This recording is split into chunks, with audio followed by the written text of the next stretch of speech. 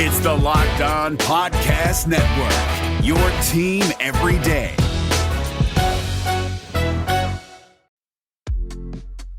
This episode is brought to you by HP Instant Ink.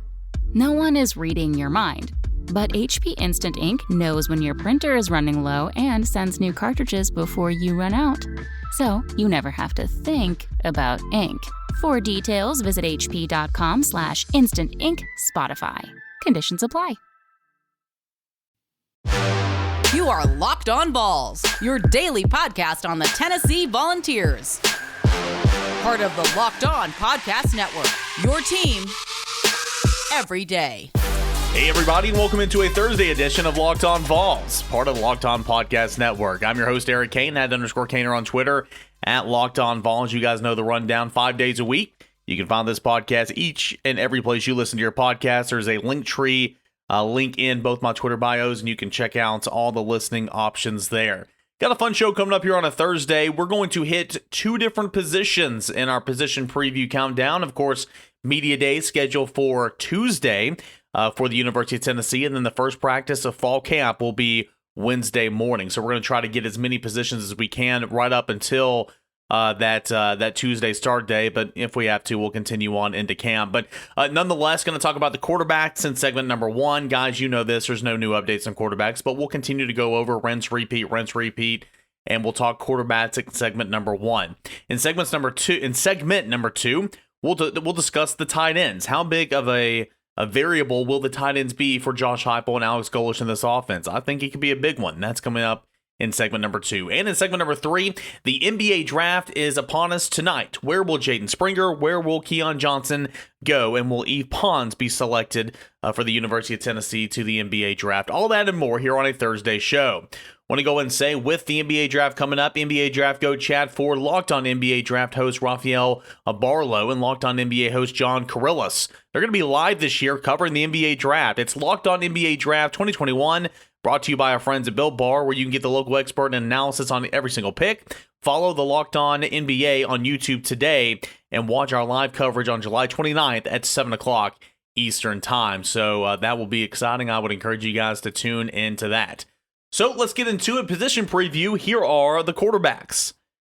It's going to be the storyline that dominates fall. It's going to be the storyline that dominates camp. It's going to be the storyline that already dominates spring practice and much of the conversation over the offseason during the summer. What about the quarterbacks? Who's going to play quarterback? What about Joe Milton? What about Harrison Bailey? Hendon Hooker? Why not Brian Maurer? That are the questions. Those have been the questions, and those will continue to be the questions. As you guys know, as you guys have read my work, as you guys have heard on this podcast, I truly believe the quarterback position is wide open, completely wide open. Do I think Joe Milton is here for a reason? Absolutely, I do.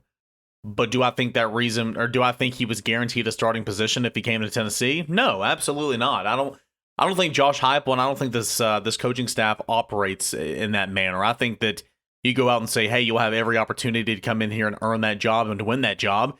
You can win that job. We think you're good enough to win that job, but it's not just going to be handed to you. So we're not going to know anything about who's going to be the quarterback, and the guy who plays quarterback in week one might not be the guy who plays quarterback in week two against Pittsburgh. I was talking with Tyler Robbins on the starting lineup, our morning program on The Sports Animal, a Wednesday morning, and, Bowling Green, I don't know Georgia State if it taught us anything. I get that, so take it with a grain of salt. But Bowling Green is so bad that Tennessee could potentially play all three quarterbacks in that game. There's a very high likelihood that Tennessee could play all three quarterbacks in that game. And so, maybe that continues on the quarterback competition, deciding who looked the best, who operated the system the best, and maybe whoever plays in that game moving forward will be the starter in week two against Pittsburgh and beyond. Who knows? Maybe some guy will come in fall camp and just completely take it over. There's no doubt about it. And that is what it is. I asked Josh Heupel about when you start cutting down the reps in fall camp for all the position battles, but specifically the quarterback position battle because it's so important. And he said that, excuse me, that, you'll go in there and everybody will get reps, but you'll start to see guys eliminate themselves from that contention. And then the team will tell you who the starting quarterback is, because you have to have the respect and you have to have the recognition of your teammates or you're not going to go anywhere. And so it'll be interesting to see exactly who does what, how far that goes. But of course, he said as we go on deeper in camp, those reps have to cut down, and you got to have to start channeling in on a guy or two guys to give all those reps to. So how long will that be? We'll have to see. But again, I think it'll be the main storyline in camp, as it always is. Who's going to be the quarterback, and who's looking the best in terms of quarterback competition. So who is new? Well, new guys: Joe Milton from Michigan, Hendon Hooker from Virginia Tech. Who returns? You have Harrison Bailey and Brian Maurer. Bailey played in 6 games last year, starting 3. 48 of 68 for 578 yards, 4 touchdowns and 2 interceptions. He had a completion percentage of 70.6, which was far and away the best on the team. Maurer was a redshirt sophomore in 2020. He's got 4 career starts throughout his career, 12 games he's played in throughout his career. He is 37 of 81 for 550 yards and 2 touchdowns, 5 interceptions at Tennessee. If you remember back to the new guys, Milton, of course, came in under Josh Heupel. Hendon Hooker was brought in by former head coach Jeremy Pruitt. Some numbers that you can check out at VolQuest.com with our position previews we're actually putting out this week as well. The number 14, that is the number of turnovers by quarterbacks last season, 9 interceptions and 5 fumbles lost. And the bad thing about it was, those were just backbreaker turnovers too. How many pick sixes, guys? 3 that come to mind right now. 2 against Kentucky, 1 against Auburn. And just the horrible turnovers that set up the opposing guys in great field position.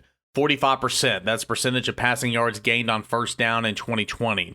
And 11.4, the average yard per completion in 2020 as well. So we all have our opinions on who looked the best in spring, but here's the thing, myself included, and I cover the team, I didn't see enough to have an honest opinion on who should be the guy. Because I was not privy to all the practices outside of a couple periods. I was not privy to the scrimmages that they held behind closed doors.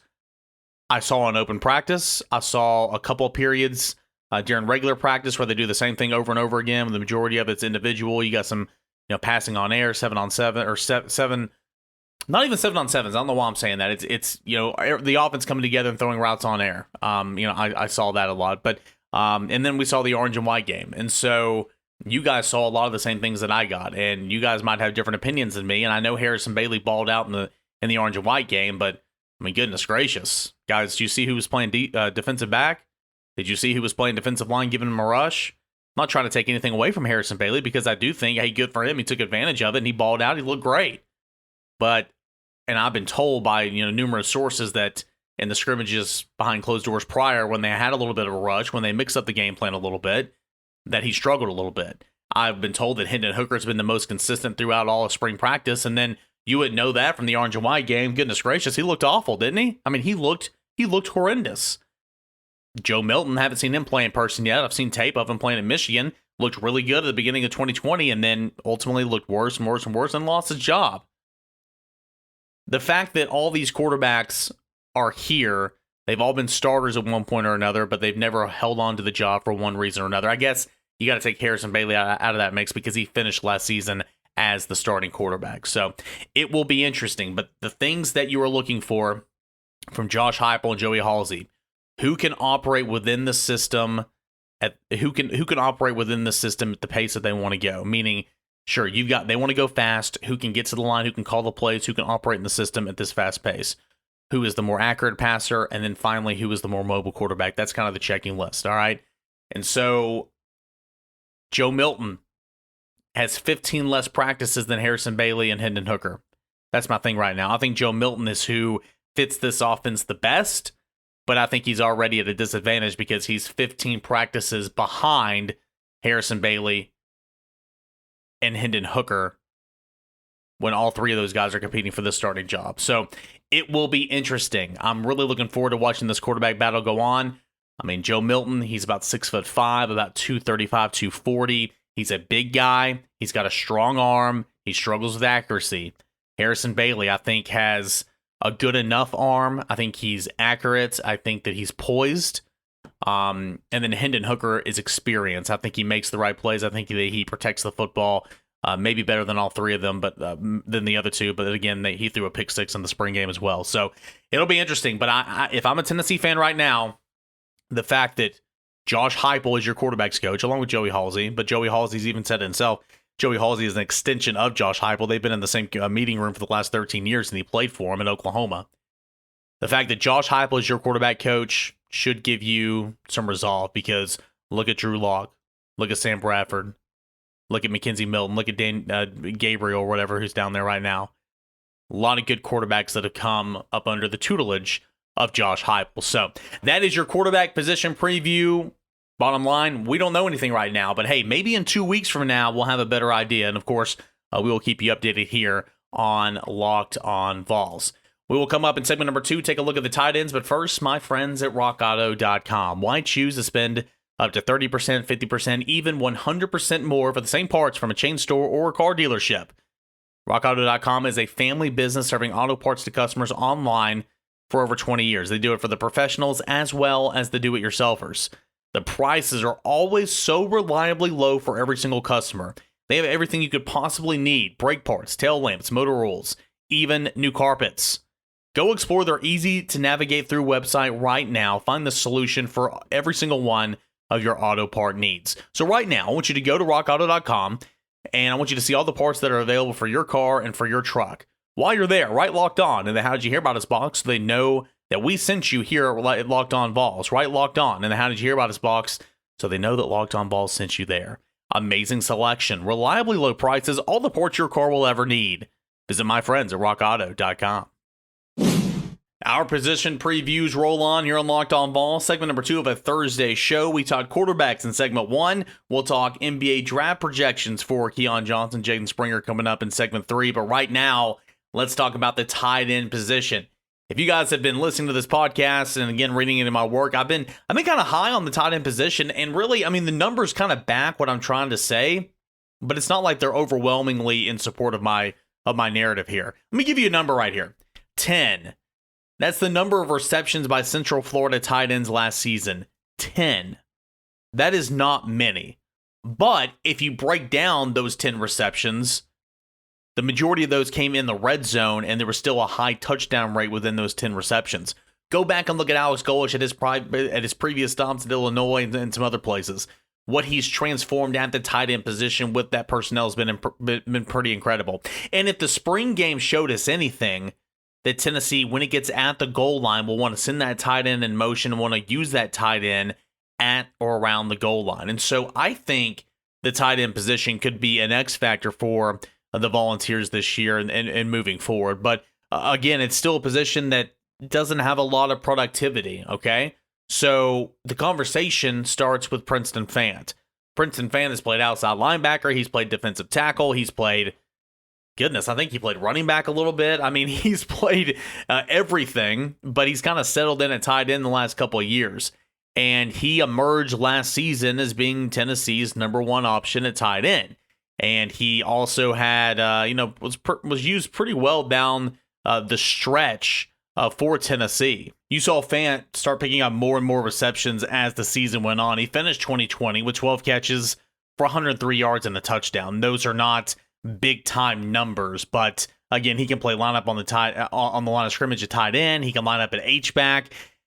You're not really going to see Princeton Fant, in my opinion, kind of split out and be out wide, but I guess you can in this offense because you don't want to substitute an awful lot.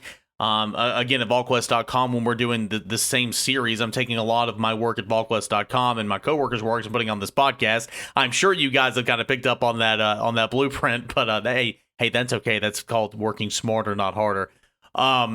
But it's Brent Hubbs said, hey, you got to be able to do everything. You got to be able to catch. You got to be able to block. You got to be able to line up here, line up there, because in this offense, it's going to be running at such a fast pace. You don't want to take time to substitute or have a quote-unquote run blocking tight end or quote-unquote receiving tight end. I think Princeton Fant is easily the best option right now on Tennessee's roster to do just a little bit of everything. And so he's come a long way in his career, and I think he's done a nice job of developing into a solid player throughout his career, a solid contributor. Will he be all SEC? No, he won't. But can he be a key cog on this offense that Tennessee hopes is much and vastly improved this year, I think he can be. And so, a lot of things that he does will not show up in the stat sheet. Speaking of a lot of the efforts done not showing up in the stat sheet, talk about a career worth of that, is Austin Pope. Austin Pope is back and ready to roll for another senior season. Missed all of 2020 due to back surgery and all that, but prior to that, he's been a very big contributor for the Volunteers, but he's primarily been used as a run blocker, and a pretty good one. If you remember, I believe it was David Ubb of The Athletic did a write-up with UTC's, or excuse me, Georgia's, no, it was UTC, yeah. He spent a week with the UTC coaching staff ahead of Tennessee's game with them, and I guess UTC came later in the year after they played Georgia State, something like that, back in 2019. Point being, UTC said, hey, wherever 82 lines up, that's where the ball is going. They run behind 82 every single time. Wherever 82 is, that's where the ball is going. I mean, it was no secret. Austin Pope is a very, very good blocker, but dating back to his high school days right here in Knoxville and in Knox County, he was a wide receiver. He's done it. He's been a pass catcher, and that's what he wants to do. That's a big reason why he entered the transfer portal initially at the end of the season, because he wanted an opportunity to catch passes, but decided to come back. Then Jeremy Pruitt gets fired. There's more transition. I guess it kind of worked out for him anyway, because Josh Heupel comes in, and there's going to be more chances to be a receiving tight end. But we'll see if Pope is going to get those opportunities. Okay, as a Volunteer, he's played in 33 games, but he only has 7 catches. Okay. He's, again, a very good run blocker. And, Alex Golish will try to utilize that. And he said before, hey, whatever the tight ends are good at, we're gonna adapt our game plan to the tight ends, don't get me wrong, but we are going to use the strengths of what our personnel is. So if Austin Pope is the clear best option out there, Tennessee will use his strength in being the run block and maybe give him a chance to pass block. Princeton Fan can do a little bit of everything. I'll get to Miles Campbell here in a moment. But I got to be honest with you guys, and I like to root for him. Again, he's an East Tennessee guy. He's a Knoxville kid. He's been here. He's graduated from the University of Tennessee. I've talked to him before. He's a nice guy. I'm rooting for a guy like Austin Pope, especially this comeback story. I was not impressed with what he looked like in spring. He looked slow. He looked bogged down. He looked not healthy. Lining up and splitting out, I did not think suited him very well. Maybe he's continued to get more and more healthy as the months have gone on, and I hope so. But I wasn't crazy about what I saw from Austin Pope in spring. But again, he hadn't played football in about a year and a half at that point, so or almost 2 years, I guess, at that point. So I guess that does make sense. So you've got Princeton Fant, you've got Austin Pope. Let's go down to Jacob Warren. So Warren is 246 pounds. He's bigger. He's stronger than he's ever been at since being at Tennessee. Came in, he was a skinny guy back in, I guess, the recruiting class of 2019. He started 5 games last year, 6 catches for 73 yards. Did have a touchdown. Athletically, Warren is probably the most gifted returning tight end. And that's something that is surprising because we haven't really seen that. But again, he played a lot of wide receiver as well in high school. So Jacob Warren is a guy that is also into the mix, but we did see a lot of it last year. We saw a little bit of him in media availability in the spring. Can he throw his name in the hat and be that guy that can kind of be used all over in different personnel packages, whereas Austin Pope might be limited? I still think Princeton Fant's your best option, but maybe Jacob Warren can be that second guy. We'll have to see. Also, Miles Campbell comes in. He's a true freshman. I think Miles Campbell will be a really, really nice player down the line. But as most true freshmen, you've spent time blocking high school defensive ends, high school outside linebackers. It's a big, big, big transgression from doing that to blocking SEC fight techniques, SEC defensive ends and stuff like that. So it will be interesting. Another guy to take a look at, you've got Julian Nixon. Julian Nixon played wide receiver when he was in high school, but excuse me, he's a big guy. He weighs about almost 235, 240 pounds. So Julian Nixon will be a project type player, as will Trinity Bell. Trinity Bell is a guy that played basketball his entire life, started playing football as a junior, or played football a little bit as a kid, but then picked it up as a junior in high school, and then started picking up Power 5 offers left and right. He plays defensive end. He plays tight end as well. Looks like Tennessee wants to use Trinity Bell as a tight end, but he's coming off as an ACL injury from his senior basketball season, and we'll have to see exactly when he'll be 100% ready to start contributing, if he can at all this season. But that's kind of the rundown of what the tight end position looks like. Here's some more numbers. 18 is the number, and that's catches by tight ends in 2020 for Tennessee.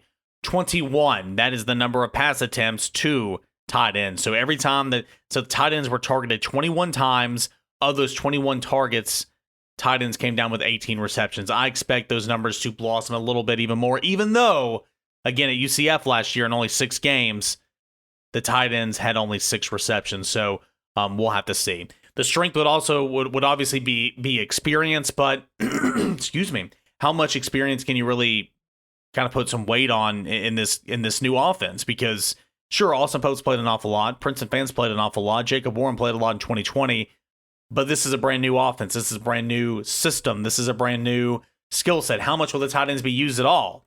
We'll have to see. And the biggest weakness, I would say, is probably just the lack of a proven playmaker, because you've got some guys who are solid football players, but in terms of big receiving threat type tight ends, big just matchup nightmares, anything like that on the roster right now for Tennessee. So again, Alex Golesh, he's the offensive coordinator, but he's also the tight end coach. He has a reputation for developing pass catching tight ends in his offense. That's what he's looking for in this group. It might take a couple years to get to that, but I do think that there is some potential, and I think that this can be an X factor for Tennessee in this offense as tight ends in the red zone and especially at the goal line. I think the pecking order will look like this. I think it'll be Princeton Fant, and then I think it's probably Austin Pope, Jacob Warren as that number 2 option, and then you've got not Trinity Bell, but Miles Campbell. Miles Campbell, I think, would be that 3rd tier or that 4th option, if you will, because I do think that he'll turn into a pretty good player. One thing that is different about this offense compared to Jeremy Pruitt's offense or Jim Chaney's offense, Tennessee will likely not run a lot of 2 tight end sets. Tennessee likely will not run a lot of H-back formations. Tight ends were key in the offense prior. Tight ends can be a big part of this offense, but the number of tight ends is not anywhere close to what it was in years past here at Tennessee. So the tight end position, a little bit of an X factor, but I think that there's some opportunity there for Alex Golesh and this group moving forward. That's about the tight ends. We will finish up a Thursday show by previewing the NBA draft. What's the latest on Keon Johnson, on Jaden Springer, on E. Pons? We'll have more on that here in just a moment. And if you want to get in on those futures, if you want to get in on that action about what's coming up later tonight, I guess it really wouldn't be a futures anymore. You can bet on all things at the NBA draft at betonline.ag. You got the NBA draft, and it is the easiest and the fastest way you can bet on all your sports action. NBA action in the rear view, NHL action in the rear view. You got UFC that's still going on right now, as well as Major League Baseball. Again, baseball is in full swing. You can get all those long balls, all those home runs at betonline.ag. So before the next pitch, I want you to head on over to BetOnline on your laptop or your mobile device and check out all the great sporting news, sign up for the bonuses, and the contest information.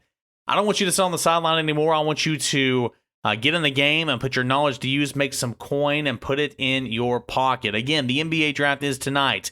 Lottery pick for Keon Johnson, yes or no? Okay, get in on that action. First round pick grades for Jaden Springer, yes or no? Will Eve Pons be drafted, yes or no? You can do all that at betonline.ag. The overs, the unders, all that and more. Head on over to the website or on your mobile device. Sign up today. Receive your 50% welcome bonus on your first deposit by using the promo code LOCKEDON. BetOnline, it's your online sportsbook experts. We got a final segment here on Locked On Vols Thursday, and later tonight, the NBA draft is here. Tennessee fans, Tennessee supporters will be on the edge of their seats because potentially 3 will be drafted. 2 will definitely be drafted.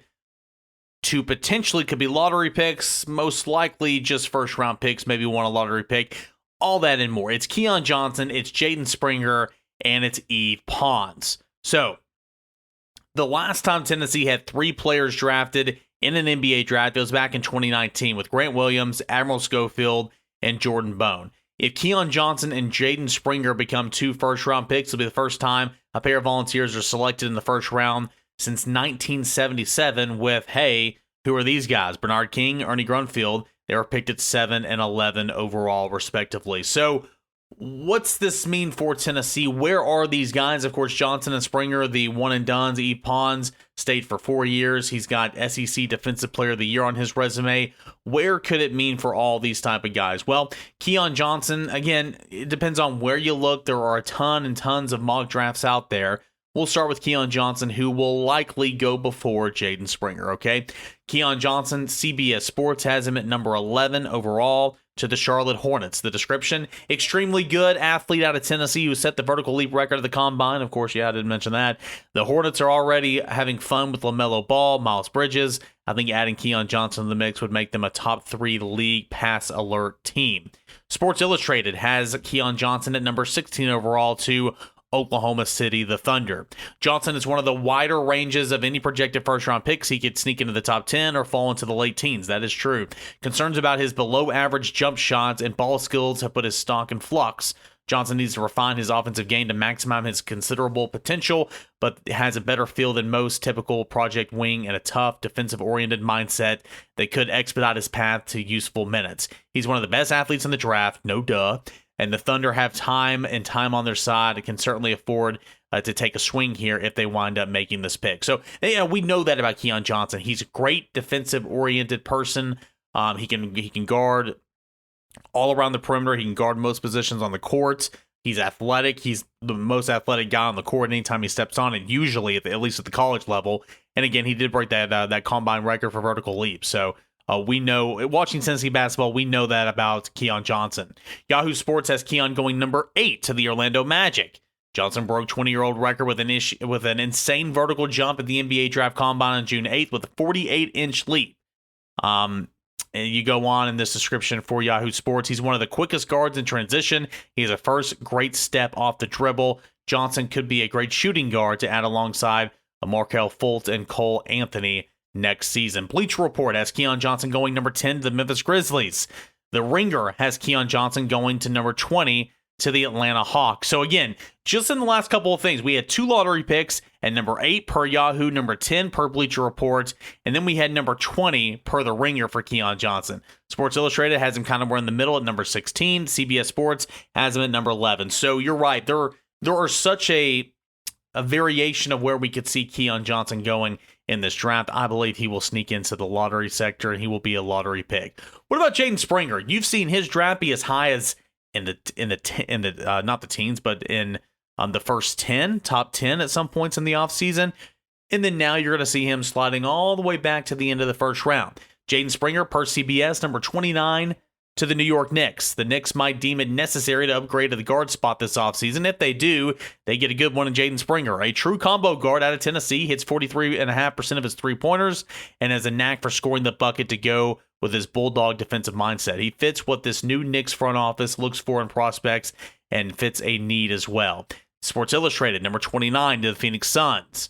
Springer's range remains extremely wide open into draft night, noting the morass of guards projected in the 20 to 40 range, and the fact that he's still 18 is viewed as more of a long-term prospect. Not every playoff-bound team will rush to select a teenager, but Springer does have a real upside, particularly if he falls toward the back of the first round.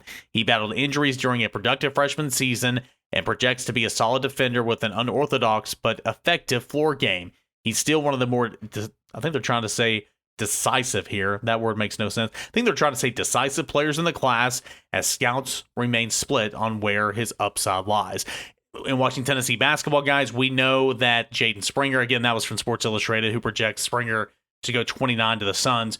We know Springer can score the ball. We know Springer is a good three-point shooter, but he doesn't take as many threes as you like him to. We know Springer will pass up a layup oftentimes to shoot that mid-range jumper, which is not often good. But the fact that he really put it in his arsenal to take that mid-range jumper when it's open is something that the NBA game is nowadays. I mean, not passing up a layup, I guess, every time, but the mid-range. He would miss a lot, but he shot a lot, and he tried to incorporate the mid-range into his game at Tennessee, and he led Tennessee in scoring with, 12 points this season? A really nice freshman season for Jaden Springer. Of course, Keon Johnson and Jaden Springer, both all SEC freshmen. Yahoo Sports has Jaden Springer going 27 to the Brooklyn Nets. Wouldn't that be fun with that cast and crew up there in Brooklyn? Bleacher Report has Jaden Springer going number 24 to the Houston Rockets. Here's the description. Springer's scoring outlook is murky, but the Rockets might have that covered with Jalen Green, Christian Wood, and Kevin Porter Jr. If they were to select them, they should draw into Springer's smothering on-ball defense and a penchant for passing. The Ringer has Jaden Springer going 29 to the Phoenix Suns as well. I think he was already projected. Yeah, SI projected him to the Phoenix Suns as well. So Here's the description real quick from the Ringer. Campaign's going to be an unrestricted free agent this offseason. The Suns could potentially use a replacement there. Springer plays at a slower pace than the hyperactive Payne, but he brings a defensive ability and steady playmaking. So a little bit more, not necessarily all around the board, but it's more or less kind of back into the first half of the first round, really the back end for Jaden Springer, but it looks like he is projected to be a first-round pick. So, best of luck to these guys. I hope Keon Johnson sneaks in to be a lottery pick. It'd be really cool if he was a top 10 pick. I don't think he'll be a top 10 pick. I think early teens for Keon Johnson, and I do believe it will be a late first-round selection for Jaden Springer, but hey, that'll be really, really neat. Again, the first time potentially Tennessee has 2 first-round picks in the NBA draft since 1977 when Ernie and Bernie went 7 and 11 overall. So, Pons, it'd be great to see if he's selected. He is being mocked at the end of the second round. I think somebody is going to take a chance on Pons simply because of his athleticism and his defensive prowess. I mean, he can literally guard any position on the court. So I think somebody will take a chance on Pons. And again, if that happens, if Pons is selected, like I said earlier, the first time since 2019 when Tennessee had 3 players selected in the draft, Grant Williams, Admiral Schofield, and Jordan Bone. All this, again, can be looked back at Rick Barnes and the development and the quality of player that he is bringing into the Tennessee program. So best of luck to the guys looking to get drafted tomorrow for Tennessee basketball. Keon Johnson, Jaden Springer, and Pons. We will talk briefly about what it looks like and where these guys ended up going on tomorrow's episode of Locked On Vols. This is a great segue into telling you about, reminding you guys about the live NBA draft show tonight. NBA Draft Go Chad Ford, Locked On NBA Draft host Rafael Barlow, and Locked On NBA host John Carrillis will be live this year covering the NBA draft. It's Locked On NBA Draft 2021, presented by Built Bar, where you get local expert analysis on every single pick. Follow Locked On NBA on YouTube today and watch the live coverage tonight at 7 o'clock Eastern Time. So that'll do it for a Thursday show. We did quarterbacks. We did tight ends for our positional previews. We previewed the NBA draft by showing you where the latest mocks have Jaden Springer and Keon Johnson going. So it's been a fun-filled show, guys. I appreciate you tuning in. Let's cap this week off on a high note tomorrow for 5-Star Friday. Get those positive reviews and throw me 5 stars at Apple Podcasts. If you would do so, that would be awesome. So appreciate you guys for listening. We'll talk again tomorrow. And until then, have a great rest of your Thursday, everybody. This episode is brought to you by Spotify Green Room. Have you ever listened to a podcast like this one and you wanted to bring up your own point or just chat with other people that are listening at the same time? Well, let me tell you about Spotify Green Room. This is the first social audio platform made just for sports fans. The app is free to download, and once you're in, you can talk with us, other fans, athletes, insiders in real time about your favorite sport or team. Download the app, currently available on iOS devices. Create a profile, link your Twitter, join one of the groups for the latest league updates, and then you'll see us there. Spotify Green Room, changing the way we talk sports.